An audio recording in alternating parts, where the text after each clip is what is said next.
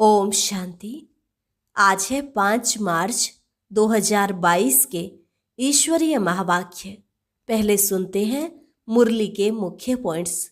बाबा ने कहा, मैं तुम्हारी स्वर्ग की आश पूर्ण करने आया हूँ। मैं ही स्वर्ग का रचयिता हूँ। अब तुम स्वर्ग में चलने की यह नई आश बुद्धि में धारण करो। तुम बाप को न जानने के कारण नास्तिक बने तो कितने दुखी हुए। अभी मैं तुमको सहजते सहज बात बताता हूँ। बस मुझ अपने बाप को याद करो तो सदा सुखी बन जाएंगे। बाप ही तुमको नंबर 1 मत देते हैं। सुमत है शिव बाबा की और कुमत है रावण की। इसलिए अब तुम्हें श्रीमत पर ही चलना है। इसमें ही तुम्हारा कल्याण है।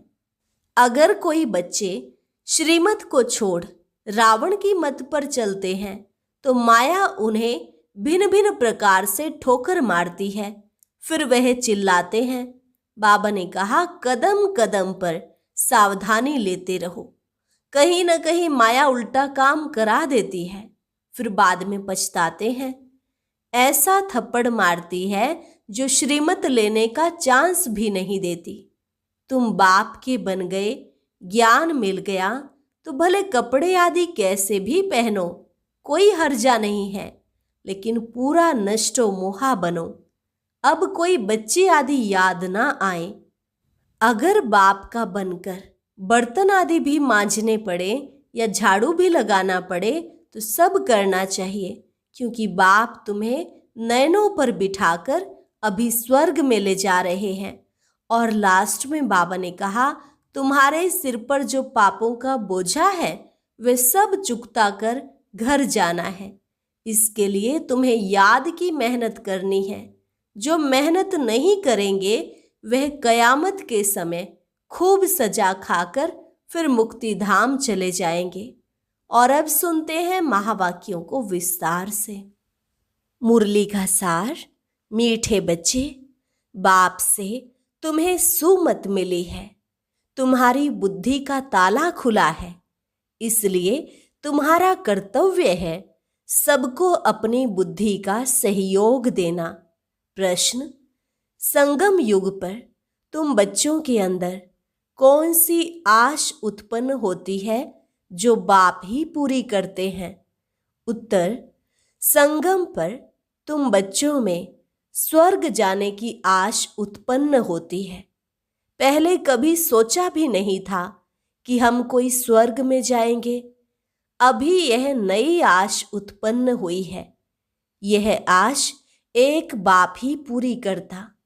यह आश पूरी होने के बाद फिर कोई आश नहीं रहेगी। गायन भी है, अप्राप्त नहीं कोई वस्तु देवताओं के खजाने में। गीत, आखिर वह दिन आया आज। ओम शांति। सभी भक्तों के लिए जरूर कोई दिन आना है। सब भगवान को ही याद करते हैं। बाकी सभी हैं सीताएं, भक्तियां, सभी दुखी हैं। याद करते करते आखिर वह दिन आता है जबकि बाप का हाथ पकड़ते हैं। उनको खिवैया, बागवान, पतित पावन भी कहा जाता है। अब बच्चे जानते हैं हमने एक का हाथ पकड़ा है। नास्तिक से आस्तिक बने हैं। बाप ने बच्चों को अपना परिचय दे अपना बनाया है वर्षा देने के लिए। बाप से ही वर्षा मिलता है ना। अब यह है बेहद का बाप, परम पिता। इसलिए सब बच्चे जो भगत हैं वे सब उनको याद करते हैं, परंतु यह बात भक्त नहीं समझते। कितना धूमधाम से बाजे गाजे बजाते तीर्थों पर जाते हैं, कुंभ के मेले लगते हैं, वेद शास्त्र आदि पढ़ते हैं। यह सब है भक्ति मार्ग की सामग्री। इसलिए भगवान को याद करते हैं कि वह आकर इस दुर्गति से छुड़ाए। पुकारते रहते हैं, परंतु बाप का किसको पता नहीं। जिसको बाप का पता ना हो वह जैसे बच्चा ही नहीं। बाप को न जानने कारण, नास्तिक बनने कारण दुख ही दुख है। बाप का बच्चा बनने से सदा सुखी सुख है। बाप है स्वर्ग का रचयिता। वहां सभी तो नहीं चलेंगे, लिमिटेड नंबर ही जाएंगे बाप से वर्षा लेने। बाकी सब धर्म वाले मुक्ति का वर्षा लेने आते हैं। लेना सबको बाप से ही है। बाप कहते हैं, अभी मैं तुमको सहजते सहज बात समझाता हूं। बस मुझ अपने बाप को याद करो। और यह बाप ही समझाते हैं कि 5000 वर्ष पहले भी तुम मिले थे। हर 5000 वर्ष के बाद मिलते रहेंगे। अपने लिए तो जैसे पुरानी बात है। कल्प कल्प तुम राज्य गंवाते हो और फिर पाते हो। 84 जन्म तुम ही लेते हो। यह है बहुत जन्मों के अंत का जन्म। तुम समझते हो हम पहले क्षीर सागर में थे, फिर आकर विषय सागर में फंसे हैं। क्षीर सागर व विषय सागर कोई है नहीं, परंतु पावन थे। फिर माया रावण ने पतित बनाया। अब फिर बाप पावन बनाने आए हैं। गीत में भी कहते हैं, आखिर वह दिन आया आज। भक्ति मार्ग में तुमको कोई यह आश नहीं थी कि हम स्वर्ग के मालिक बने। यह बात तो बुद्धि में थी ही नहीं। यह बाबा भी बहुत गीता पढ़ते थे, सुनते थे, परंतु यह आश नहीं थी कि हम राजयोग सीख नर से नारायण बनेंगे। ये तो अनायास ही बाप ने आकर प्रवेश किया। बाप कहते हैं, मैं अब तुम्हारी स्वर्ग की आश पूर्ण करने आया हूं। अब स्वर्ग में चलने की आश बुद्धि में धारण करो। स्वर्ग का रचयिता है बाप। वह बहुत सहज रीति बैठ समझाते हैं। हाँ, काम महाशत्रु है, यह तो सन्यासी भी कहते हैं, इसलिए घर बार छोड़ देते हैं। वह तो हुई 1-2 की बात। उनका निवृत्ति मार्ग का पार्ट ड्रामा में है तो वह भी भगत, गॉड फादर कहते हैं, लेकिन वह कौन है यह नहीं जानते। फिर कहते हैं, भज राधे गोविंद। किसको भजे? कृष्ण का नाम फिर गोविंद रख दिया है। जो सुना है वह लिख दिया है। भला गोविंद किसको कहे? गुरुओं को चराने वाला, मुरली सुनाने वाला तो एक बाप ही है भी ह्यूमन गऊ की बात। आगे तुम भी कुछ नहीं समझते थे, अभी बाप ने आकर सुमत दी है। माया रावण कुमत देते हैं, बाप सुमत देते हैं। सुमत है शिव बाबा की, कुमत है रावण की। सुमत माना श्रीमत, कुमत माना झूठी मत। अभी तुम कॉन्ट्रास्ट को जानते हो। हम झूठी मत पर थे। स्वर्ग की आश तो थी ही नहीं। अभी बाप ने नई आश प्रकट की है। वहां कोई अप्राप्त वस्तु होती नहीं जिसके लिए माथा मारना पड़े। अब तुम सब की नई आश है। भले पुरुषार्थ नंबरवार करते हो, बाप तो नंबर 1 मत देते हैं ना। कहते हैं यह तो ऐसा है जो ब्रह्मा भी उतर आए तो भी उनकी मत नहीं लेंगे। यह पिछाड़ी की महिमा है। तुम्हारी महिमा पिछाड़ी में गाई जाएगी। जब तुम संपूर्ण बन जाएंगे तब वाह वाह निकलेगी। अभी तो चढ़ते गिरते रहते हैं। अभी अभी खुशी में नाचते, अभी अभी मुर्दा बन पड़ते। माया भिन्न भिन्न प्रकार से ठोकर मार देती है। कहाँ न कहाँ सूत मुझा देती है। जो श्रीमत को छोड़ रावण की मत पर चल पड़ते हैं, फिर चिल्लाते रहते हैं। बाबा कहते हैं, कदम कदम पर सावधानी लेते रहो। श्रीमत पर चलने में ही तुम्हारा कल्याण है। तुम्हारे अंदर बाप ने ही आश प्रकट की है ना कि श्रीमत पर चलने से यह लक्ष्मी नारायण जैसा बनेंगे। जैसे यह ब्रह्मा बनते हैं ऐसे तत्वम। यह बात भूलो मत। परंतु माया ऐसी है जो श्रीमत लेने का चांस ही नहीं देती। कहाँ न कहाँ उल्टा काम करा देती है। करके फिर पीछे आकर कहेंगे, बाबा हम यह काम कर बैठे, टाइम नहीं मिला जो राय लेवें, अब क्या करें। माया ने तुमको थप्पड़ मारा, इसमें बाप क्या करेंगे? हर बात में कदम कदम पर बड़ी सावधानी चाहिए।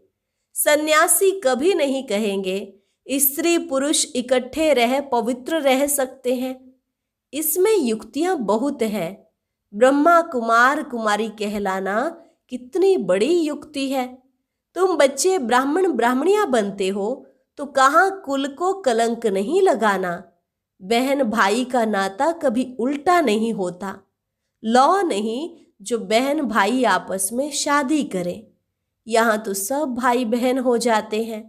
इस पर वो लोग हंसते हैं कि यह फिर कहाँ का रिवाज है, यह तो है ही नई बात। ऐसी राय कभी कोई दे न सके। कोई पूछे तुम बीके हो तो भाई बहन हो गए, तो बुद्धि में बिठाना है, क्योंकि सबकी बुद्धि का ताला बंद है। पत्थर बुद्धि है तो तुमको उनकी बुद्धि का ताला खोलना चाहिए। ढेर के ढेर सेंटर्स हैं, उनमें सभी अपने को ब्रह्मा कुमार कुमारी कहलाते हैं, तो भाई बहन ठहरे ना। वह क्रिमिनल असॉल्ट कर ना सके, इम्पॉसिबल है। यह तो नई रचना है ईश्वर की। वह कहते हैं गीता में तो कभी सुना नहीं है। बाप कहते हैं यह तो मैं तुमको सिखलाता हूँ। फिर तो न शिव बाबा होगा न बीके होंगे। यह ज्ञान प्रायः लोप हो जाएगा, फिर कहाँ सुन सकेंगे। अभी मैं तुमको राजयोग सिखला रहा हूँ। जब राजधानी की स्थापना पूरी हो जाएगी तो फिर यह सब खलास हो जाएगा। पांडवों ने राजधानी स्थापन की, यह भी शास्त्रों में नहीं है। देवताएं तो पावन दुनिया के मालिक थे, दैत्य हैं पतित दुनिया के। इन्हों की फिर आपस में लड़ाई कैसे हो सकती? स्वर्ग से नरक में लड़ाई करेंगे क्या? अच्छा भला असुरों और देवताओं की लड़ाई कैसे लगेगी? जरूर संगम होना चाहिए। वह अपना लश्कर ले आकर लड़ाई करें, हिसाब ही नहीं बैठता। जहां असुर हैं वहां देवता कोई है नहीं, जहां देवताएं हैं वहां असुर नहीं, तो फिर लड़ाई कैसे लग सकती? पांडवों की लड़ाई भी लग न सके। जो श्रीमत पर चलते हैं वह कभी किसको लड़ाएंगे कैसे? लड़ाने वाले हैं मनुष्य। बाप लड़ने व जुआ खेलने की छुट्टी नहीं दे सकते। पांडव कोई मूर्ख थोड़े ही थे जो जुआ खेलेंगे व आपस में लड़ेंगे।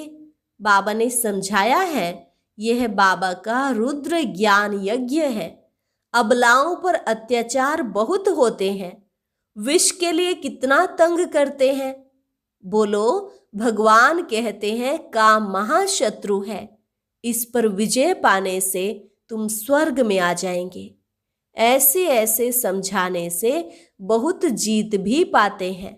फिर उनको देवी कह पूजते हैं, मदद भी मिलती है। मनुष्य तो सुनकर डर जाते हैं कि स्त्री पुरुष इकट्ठे रहते पवित्र रहें। यह हो नहीं सकता। कहते हैं जरूर कुछ जादू है। ऐसे सत्संग में कभी नहीं जाना। शुरू में बच्चियां भागी तो वह नाम हो गया है। भट्ठी जो बनी तो जरूर भागे होंगे ना। बांधेलियों को बहुत राय मिलती है, इसमें बहादुरी भी चाहिए। गरीब तो समझेंगे कोई हर्जा नहीं, इसके कारण हम स्वर्ग की राजाई क्यों गंवाएं? यह घर से निकाल देंगे। अच्छा, हम जाकर बर्तन मांजेंगी, झाड़ू लगाएंगी। बड़े घर वाले तो ऐसे छोड़ ना सके। शुरू में तो बच्चियों का पार्ट था, गरीबों के लिए बहुत सहज है। बाबा कहते हैं बाबा के पास आएंगे तो पहले झाड़ू आदि लगाना सब करना पड़ेगा। माया के तूफान भी जोर से आएंगे, बच्चे याद पड़ेंगे, इसलिए खबरदारी चाहिए। पहले नष्टो मोहा बनो, तब है बात। शिव बाबा को मत देनी पड़ती है। ज्ञान मिला है, कपड़ा कैसे भी पहनो, हर्जा नहीं है। बाप तुम्हें नैनों पर बिठाकर स्वर्ग में ले चलते हैं। साजन पिछाड़ी सजनी जाती है तो मटकी में ज्योति जगाते हैं। बाप आते ही हैं सबको गुलगुल बनाकर ले जाने। प्योर तो सभी बनेंगे। पापों का बोझा सिर पर है तो हिसाब किताब अंत में चुकतू कर जाना है। इसके लिए तुम याद में रहने की इतनी मेहनत करते हो। जो नहीं करते वह ऐसे ही थोड़े मुक्ति में जाएंगे। कयामत के समय खूब सजा खाकर फिर मुक्ति धाम में चले जाएंगे। आत्मा का तो स्वधर्म है साइलेंस। हम अशरीरी होकर बैठते हैं, इन कर्मेंद्रियों से काम नहीं लेते हैं, चुप हो बैठ जाते हैं। परंतु कब तक? आखरीन कर्म तो करना है ना। साधु संत आदि कोई को भी यह पता नहीं है कि आत्मा का स्वधर्म ही साइलेंस है। सन्यासी लोग शांति को ढूंढने जाते हैं। बाप कहते हैं शांति तो तुम्हारे गले का हार है। फिर हम जंगल में क्यों जाएं? हम कर्म योगी हैं। बाबा कहते हैं मुझे याद करो तो विकर्म विनाश होंगे। फिर स्वर्ग को याद करो। 63 जन्म भक्ति की घमसान ने हैरान कर दिया। अभी तुमको सब हंगामों से छुड़ा दिया है। बाबा के डायरेक्शन मिलते हैं कि अब अशरीरी बनो, क्योंकि तुमको मेरे पास आना है। फिर तुमको स्वर्ग में भेज दूंगा। इसमें हंगामे की कोई बात ही नहीं। भक्ति मार्ग में तुमने धक्के खाए सो तो फिर भी खाने पड़ेंगे। सबको पुनर्जन्म लेते लेते तमो प्रधान बनना ही है। अच्छा, मीठे मीठे सिकी लधे बच्चों प्रति माता पिता बाप दादा का याद प्यार और गुड मॉर्निंग। रूहानी बाप की रूहानी बच्चों को नमस्ते। रूहानी बच्चों की रूहानी बाप दादा को नमस्ते नमस्ते, गुड मॉर्निंग। धारणा के लिए मुख्य सार। पहली पॉइंट, कदम कदम पर बड़ी सावधानी से चलना है। श्रीमत पर मूंझना नहीं है। कभी कुल को कलंक नहीं लगाना है। दूसरी पॉइंट, बाप के पास जाने के लिए पुराने सब हिसाब किताब चुकतू करने हैं। अशरीरी बनने का पूरा अभ्यास करना है। वरदान, बाप की समीपता के अनुभव द्वारा स्वप्न में भी विजयी बनने वाले समान साथी भव।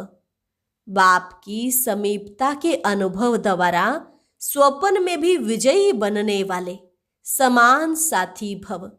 भक्ति मार्ग में समीप रहने के लिए सत्संग का महत्व बताते हैं।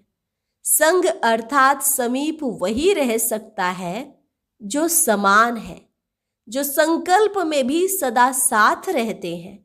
वे इतने विजयी होते हैं जो संकल्प में तो क्या, लेकिन स्वप्न मात्र भी माया वार नहीं कर सकती। सदा माया जीत अर्थात सदा बाप के समीप संग में रहने वाले। कोई की ताकत नहीं जो बाप के संग से अलग कर सके। स्लोगन, सदा निर्विघ्न रहना और सर्व को निर्विघ्न बनाना, यही यथार्थ सेवा है। सदा निर्विघ्न रहना और सर्व को निर्विघ्न बनाना, यही यथार्थ सेवा है। अभी है अनमोल ज्ञान रत्न दादियों की पुरानी डायरी से। अपने निश्चय में स्थित हो, अपनी कल्प पहले वाली नोंद को बनाना है। ऐसे नहीं कि नोंद अनुसार निश्चय करना है। कई समझते हैं कि यह ज्ञान तो मेरे भाग्य में ही नहीं है, ऐसा नोंधा हुआ है, लेकिन नहीं, यह निश्चय अवश्य रखना है कि मेरे भाग्य में नोंद है। पुरुषार्थ करके अपनी प्रारब्ध बनानी है, क्योंकि विराट फिल्म अनुसार बनी हुई तो है, लेकिन पुरुषार्थ से इसी बनी को बनाना है। बनी सिद्ध ही तब होगी जब बनी को मालिक बन बनावें। बनी हुई को आगे से ही समझ खड़ा नहीं हो जाना चाहिए, लेकिन पुरुषार्थ से जो प्रारब्ध सिद्ध होती है उनको ही प्रारब्ध समझना चाहिए। यही ज्ञान है। बाकी नोंद समझ पुरुषार्थहीन हो जाना, यह अज्ञान है। अच्छा, और अब सुनते हैं आज का अव्यक्त ज्ञान मोती। ये एक बहुत संस्कारितापूर्ण वीडियो है, जरूर देखें, कोई भी मिस ना करे।